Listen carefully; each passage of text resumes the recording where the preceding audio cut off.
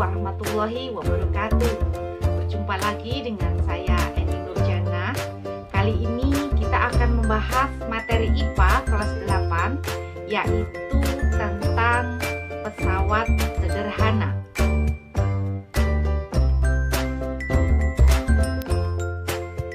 Dalam materi kali ini, standar kompetensinya adalah memahami peranan usaha, gaya dan energi dalam kehidupan sehari-hari. Kemudian kompetensi dasarnya melakukan percobaan tentang pesawat sederhana dan penerapannya dalam kehidupan sehari-hari. Sebelum kita mempelajari materi tentang pesawat sederhana lebih jauh lagi, kita saksikan dulu video berikut ini.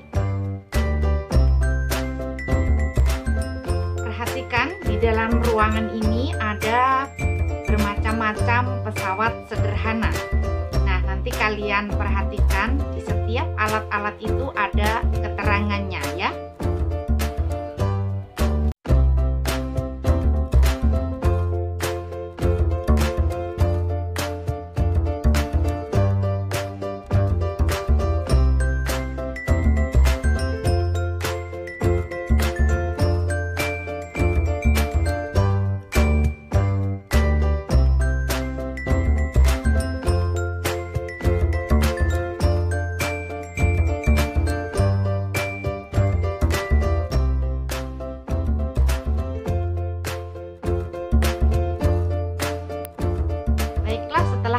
Tadi menyaksikan video tentang beberapa macam pesawat sederhana.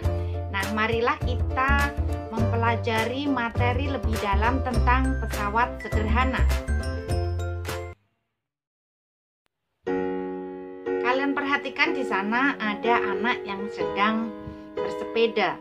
Nah, apa guna sepeda bagi manusia? Sepeda dapat digunakan untuk mempermudah pekerjaan manusia karena pada roda sepeda terdapat gir besar dan gir kecil yang dapat menghasilkan gaya pada roda sepeda.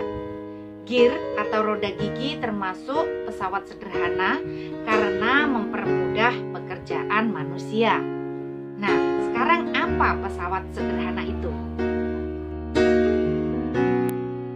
Pesawat sederhana yaitu setiap peralatan yang memudahkan manusia melakukan usaha atau kerja. Disebut sederhana karena peralatan tersebut dirancang atau dibuat dalam bentuk sederhana. Nah, pesawat sederhana antara lain ada tuas, katrol, bidang miring, dan roda gigi atau gir. Yang pertama, tuas atau pemungkit. Sistem kerja tuas ada 3 bagian, yaitu 1. Titik tumpu T, yaitu tempat tumpuan bagi pengungkit. 2. Titik beban W, yaitu tempat meletakkan atau menempatkan beban yang hendak diangkat atau dipindahkan. 3. Titik kuasa F, ialah titik di mana gaya kuasa diberikan. Nah, kalian perhatikan gambar tuas di sini ya.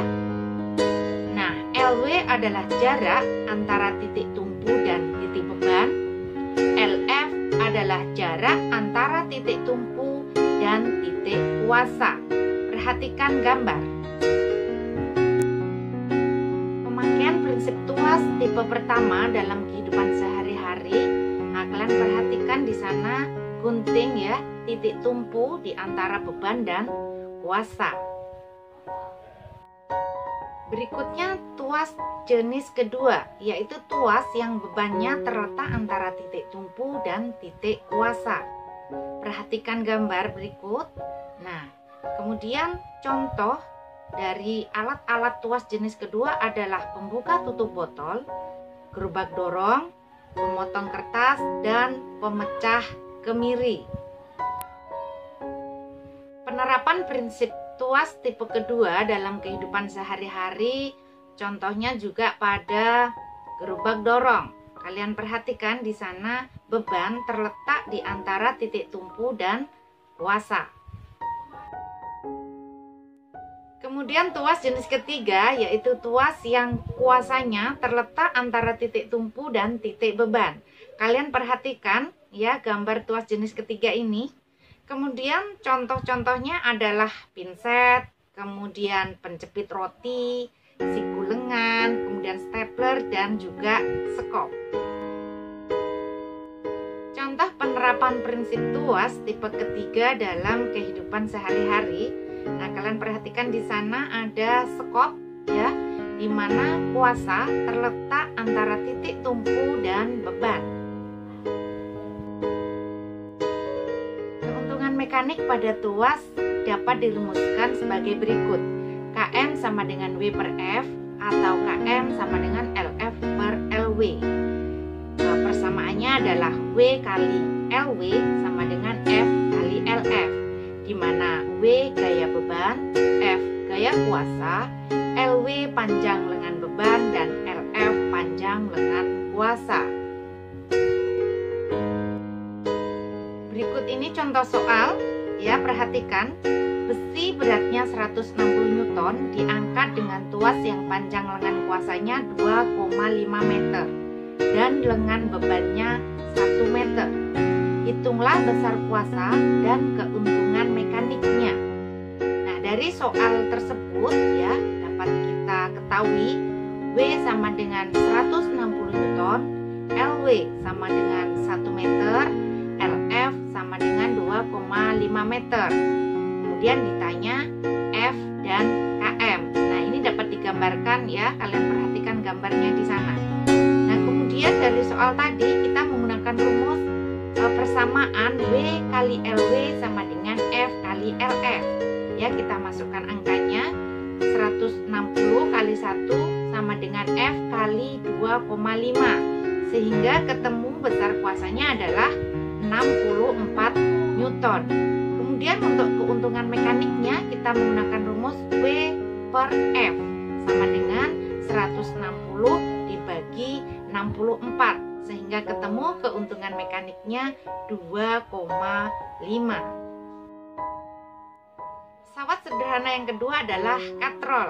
Nah, sebelum kita menginjak ke materi, perhatikan video berikut ini ya.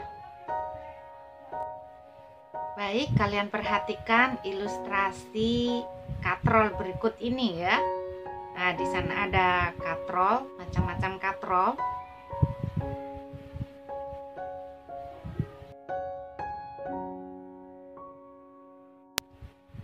Masih tentang katrol, kalian perhatikan lagi video berikutnya.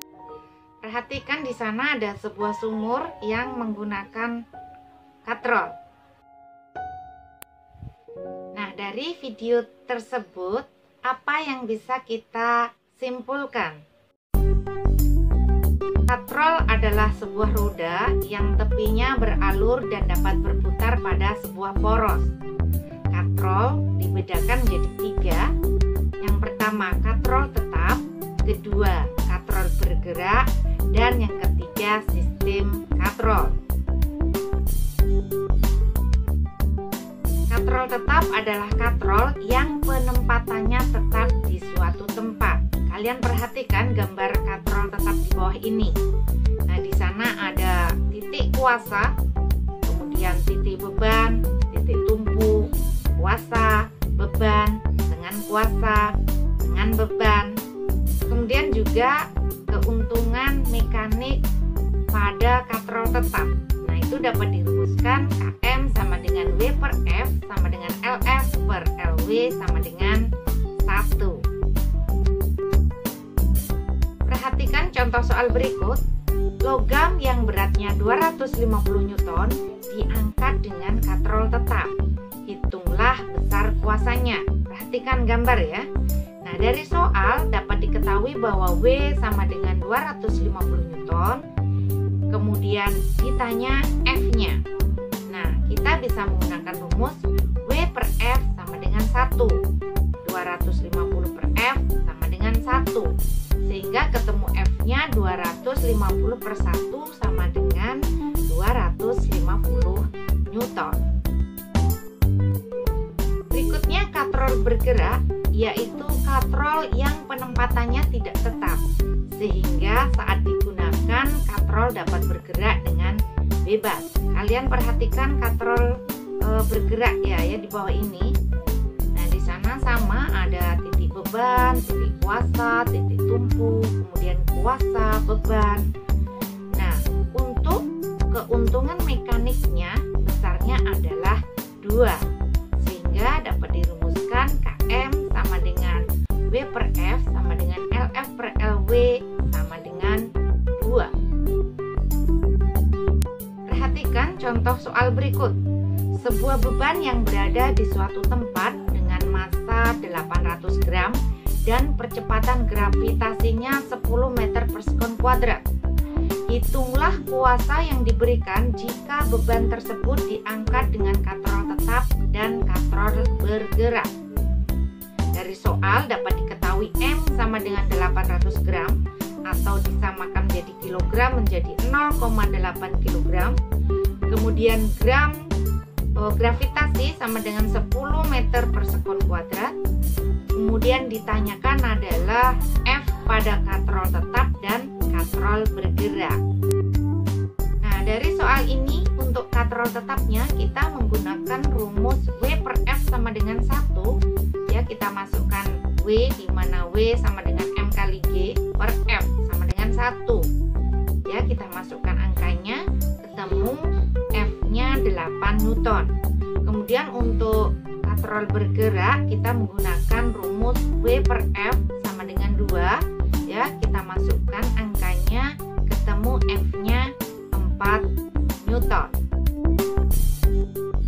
Berikutnya sistem katrol, yaitu gabungan antara katrol tetap dan katrol bergerak yang disusun dalam satu kerangka dan membentuk katrol balok atau disebut takar.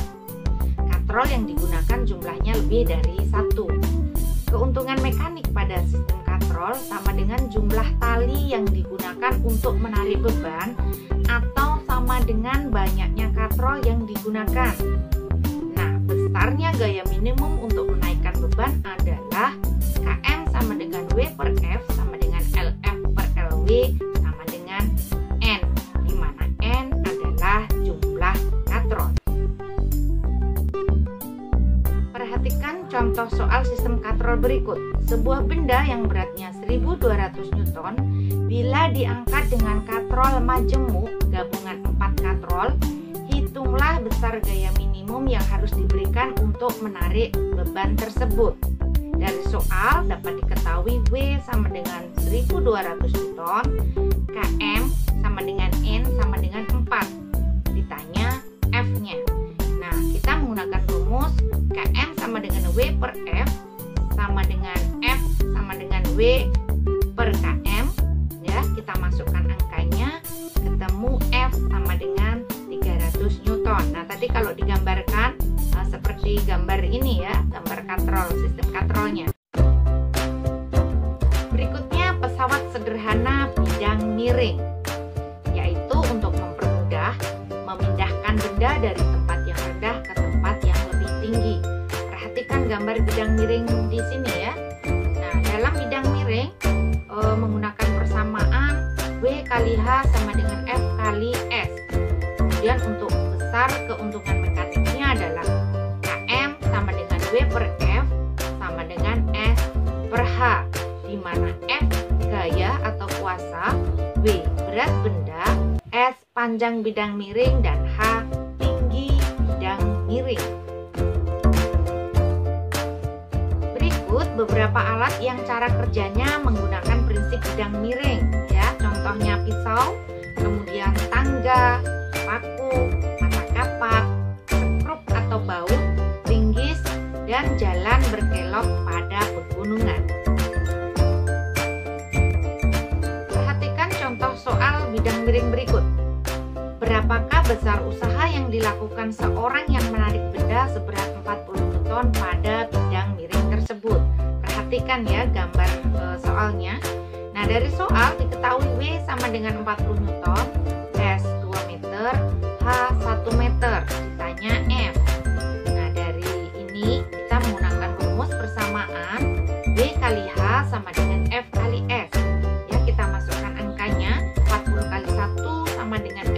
2 sehingga ketemu F-nya 20 Newton. Kemudian keuntungan mekaniknya, Km sama dengan 40 per 20 sama dengan 2. Pesawat sederhana berikutnya adalah roda gigi atau gear, yaitu alat yang terdiri dari 2 silinder yang bergigi di pinggirnya dengan ukuran yang berbeda. Semakin kecil gear, semakin kecil pula gaya yang dihasilkan, dan sebaliknya. Semakin banyak jumlah gigi, semakin kecil kecepatan rotasinya, dan sebaliknya. Roda gigi ini terdapat pada sepeda atau sepeda motor yang menyebabkan sepeda dapat berjalan.